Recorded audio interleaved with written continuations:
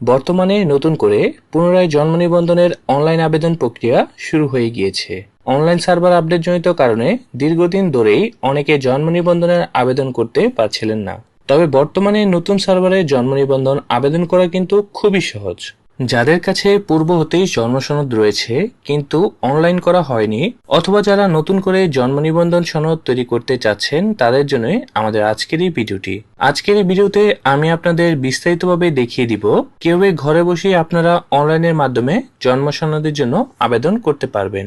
তো চলুন কথা না বাড়িয়ে আমাদের আজকের ভিডিওর মূল আলোচনা পর্ব শুরু করা যাক। জন্ম নিবন্ধনের অনলাইন আবেদন করার জন্য প্রথমে আপনি আপনার মোবাইল ফোন অথবা কম্পিউটার থেকে যে কোনো একটি ব্রাউজার ওপেন করে নেবেন।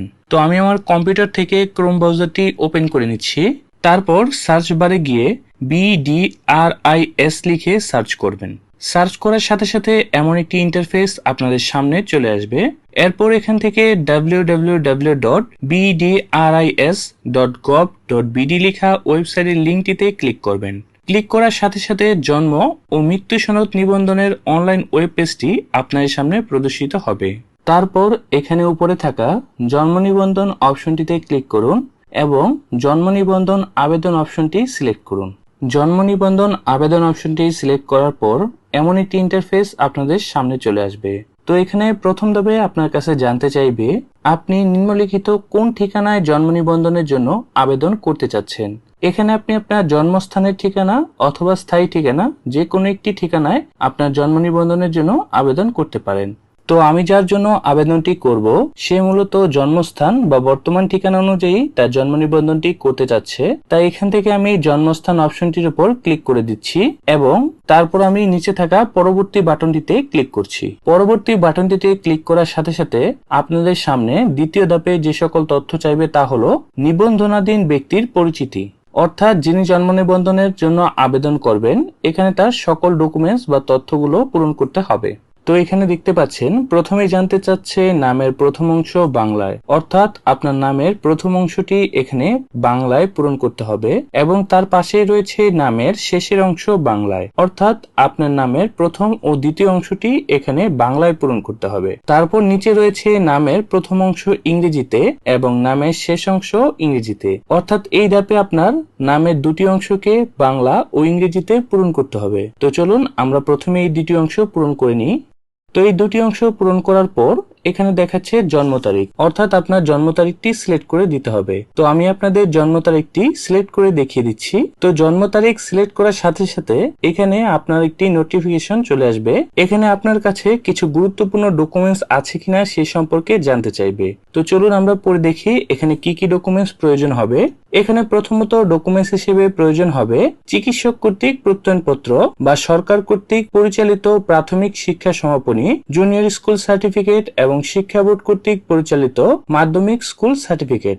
অর্থাৎ এখানে প্রথম ধাপে যে ডকুমেন্টসটি রাখবে তা হলো যে কোনো একজন চিকিৎসক কর্তৃক প্রত্যয়নপত্র অথবা আপনার শিক্ষাগত যোগ্যতা যেমন প্রাথমিক শিক্ষা সমাপনী জেএসসি অথবা শিক্ষা বোর্ড কর্তৃক পরিচালিত যে কোনো সরকারি সার্টিফিকেট। এবং দ্বিতীয় আরেকটি ডকুমেন্টস প্রয়োজন পড়বে তা হলো পিতা বা মাতা বা পিতামহীর দ্বারা স্বনামে স্থায়ী ঠিকানা হিসেবে ঘোষিত আবাসস্থলের বিপরীতে হালনাগাদ কর পরিশোধের প্রমাণপত্র, অর্থাৎ আপনার পিতা অথবা আপনার কোনো অভিভাবকের স্থায়ী ঠিকানা হিসেবে যে আবাসস্থলে বার্ষিক কর প্রদান করে তার একটি প্রমাণপত্র দিতে হবে, অর্থাৎ ট্যাক্স সার্টিফিকেট একটি কাগজ লাগবে।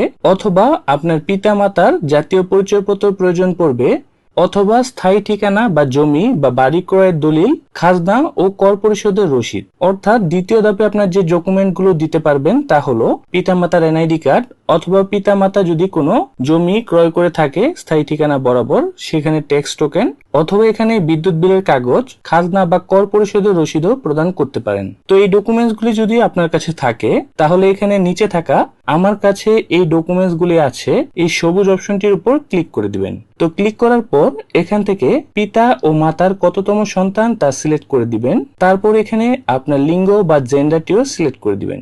তারপরের অপশনটি হচ্ছে জাতীয় পরিচয়পত্র নম্বর। যদি আপনার কাছে জাতীয় পরিচয়পত্র থাকে তাহলে আপনি এখানে জাতীয় পরিচয়পত্রের নম্বরটি বসিয়ে দিতে পারেন। আর যদি আপনার কাছে জাতীয় পরিচয়পত্র না থাকে সেক্ষেত্রে এই নম্বরটি না বসালেও কোনো ধরনের সমস্যা হবে না। তারপর দেখবেন এখানে রয়েছে জন্মস্থানের ঠিকানা, অর্থাৎ আপনি যে স্থানে জন্মগ্রহণ করেছেন সে স্থানের ঠিকানাটি এখানে সঠিকভাবে পূরণ করে দিতে হবে। তো এখানে আমি আপনাদের পূরণ করে দেখিয়ে দিচ্ছি। এখানে প্রথমে রয়েছে দেশ, এখান থেকে বাংলাদেশ সিলেক্ট করে দিবেন। তারপর আপনি আপনার বিভাগটি সিলেক্ট করে দিবেন এবং তারপর আপনার জেলাটিও সিলেক্ট করে দিবেন এবং জেলা সিলেক্ট করার সাথে সাথে সিটি কর্পোরেশন বা ক্যান্টনমেন্ট এলাকা বা উপজেলা আসবে, তো এখান থেকে তাও সিলেক্ট করে দিবেন। তারপর আসবে আপনার ওয়ার্ড নংটি সিলেক্ট করে দিবেন এবং কত নম্বর ওয়ার্ড তাও সিলেক্ট করে দিবেন এবং তারপর লেখা আসবে ডাকঘর বাংলায়, অর্থাৎ আপনার জন্মস্থানটি কোন ডাকঘরে অবস্থিত তার নাম এখানে বাংলায় পূরণ করে দিবেন এবং পাশেই থাকবে ডাকঘর ইংরেজিতে, এখানে ডাকঘরের নামটি ইংরেজিতে পূরণ করে দিবেন। তারপর নিচে রয়েছে গ্রাম পাড়া মহল্লা, এখানে গ্রাম পাড়া মহল্লা প্রথমে বাংলায় এবং তারপর গ্রাম পাড়া মহল্লা ইংরেজিতে, এখানে বাংলা ও ইংরেজিতে গ্রাম পাড়া মহল্লার নামটি সুন্দর করে পূরণ করে দিবেন। তারপর বাসা নম্বর ও সড়ক নম্বর, যদি আপনার জন্মস্থানের বাসা নম্বর ও সড়ক নম্বর থেকে থাকে তাহলে এখানে প্রথমে বাংলায় এবং তারপর ইংরেজিতে পূরণ করে দিবেন এবং সকল তথ্য পূরণ করার পর নিচে থাকা পরবর্তী বাটনটিতে ক্লিক করবেন। পরবর্তী বাটনে ক্লিক করার সাথে সাথে এমন একটি ইন্টারফেস আপনার সামনে প্রদর্শিত হবে। এখানে আপনার পিতা এবং মাতার তথ্য পূরণ করতে হবে। তো এখানে পিতা ও মাতার তথ্যের মধ্যে রয়েছে, যেমন এখানে পিতার তথ্যের মধ্যে রয়েছে পিতার জন্ম নিবন্ধন নম্বর, জন্ম তারিখ, পিতার নাম বাংলায়, পিতার নাম ইংরেজিতে এবং পিতার জাতীয়তা। তো এখানে সকল তথ্যগুলো পূরণ করে দিবেন। যদি পিতার জন্ম নিবন্ধন ডিজিটাল থাকে তাহলে এখানে পিতার জন্ম নিবন্ধনের নম্বরটি বসিয়ে দিবেন এবং মাতার তথ্য সেম, মাতার জন্ম নিবন্ধন নম্বর, জন্ম তারিখ, মাতার নাম বাংলায় এবং মাতার নাম ইংরেজিতে এবং মাতার জাতীয়তা। তো সকল তথ্য সঠিকভাবে পূরণ করার পর নিচে থাকা পরবর্তী বাটনটিতে ক্লিক করবেন। তো পরবর্তী বাটনটিতে ক্লিক করার সাথে সাথে নতুন আরেকটি ইন্টারফেস আপনাদের সামনে চলে আসবে। এখানে আপনার স্থায়ী ঠিকানা ও বর্তমান ঠিকানা পূরণ করতে হবে। তো এখানে স্থায়ী ঠিকানা ও বর্তমান ঠিকানায় যে সকল অপশনগুলো রয়েছে এগুলো আপনার জন্মস্থানের ঠিকানার মতোই সেম টু সেম পূরণ করতে হবে। এখানে আপনার যদি ঠিকানার ভিন্নতা থাকে শুধুমাত্র ঠিকানার ভিন্নতা উল্লেখ করে দিবেন। তো আমি যার আবেদন করছি তার যেহেতু জন্মস্থানের ঠিকানা ও স্থায়ী ঠিকানা একই রয়েছে তাই আমি উপরের এই অপশনটিতে ক্লিক করছি। তো উপরের এই অপশনটিতে ক্লিক করার সাথে সাথে দেখতে পাচ্ছেন অটোমেটিক সকল তথ্য পূরণ হয়ে গিয়েছে।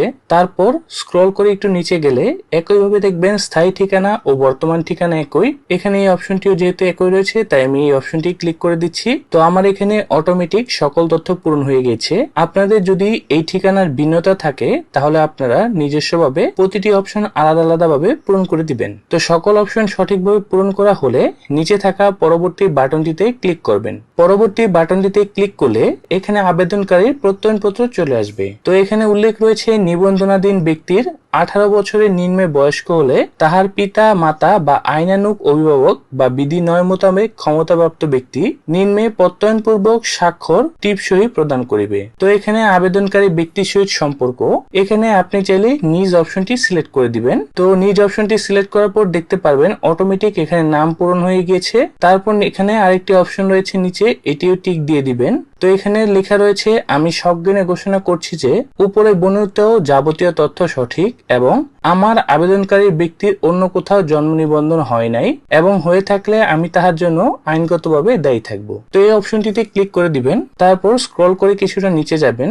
তো নিচে যাওয়ার পর এখানে দেখতে পারবেন কিছু ডকুমেন্টস সংযোজন করতে হবে এবং ডকুমেন্টস গুলো অবশ্যই জেপিজি বা ছবি আকারে থাকতে হবে। তো আমি আপনাদের ডকুমেন্টস গুলো সংযোজন করে দেখিয়ে দিচ্ছি। ডকুমেন্টস সংযোজন করার জন্য এখানে থাকা সংযোজন অপশনটির উপর ক্লিক করবেন।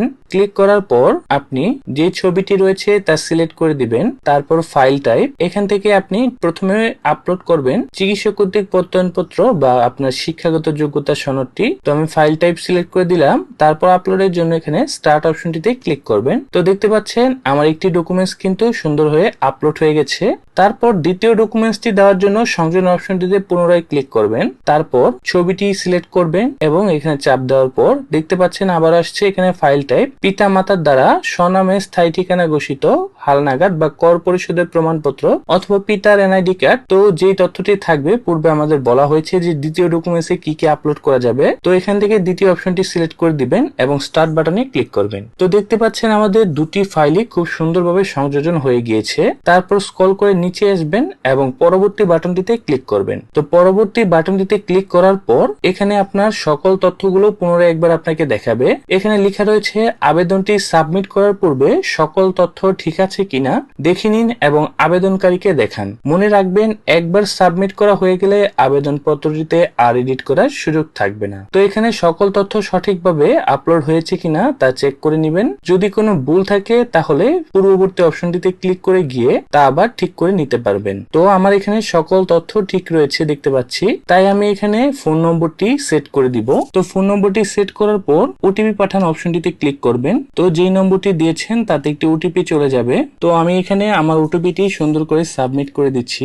অবশ্যই ওটিপিটি সঠিকভাবে সাবমিট করবেন। তো ওটিপিটি পূরণ করার পর সাবমিট অপশনটিতে ক্লিক করবেন। তো দেখতে পাচ্ছেন লেখা এসেছে ওটিপি ভেরিফিকেশন সাকসেসফুল। তো এইভাবেই আপনি আপনার আবেদনটি সম্পূর্ণ করতে পারবেন এবং আবেদনপত্রটি এখান থেকে আবেদনপত্র ট্র্যাকিং নম্বরটি দিয়ে প্রিন্ট করে নেবেন। তারপর আপনার ফোনের মেসেজ অনুযায়ী নির্ধারিত সময়ে গিয়ে আপনি আপনার আবেদনপত্রটি দাখিল করার মাধ্যমে সকল কাজ সম্পূর্ণ করে জন্ম সনদটি নিয়ে আসতে পারবেন। তো ধন্যবাদ সকলকে এতক্ষণ ধরে আমাদের সঙ্গে থাকার জন্য। যদি আমাদের আজকের ভিডিওটি ভালো লাগে অবশ্যই আমাদের চ্যানেলটি সাবস্ক্রাইব করে বেল আইকনে একটি ক্লিক করে দিবেন।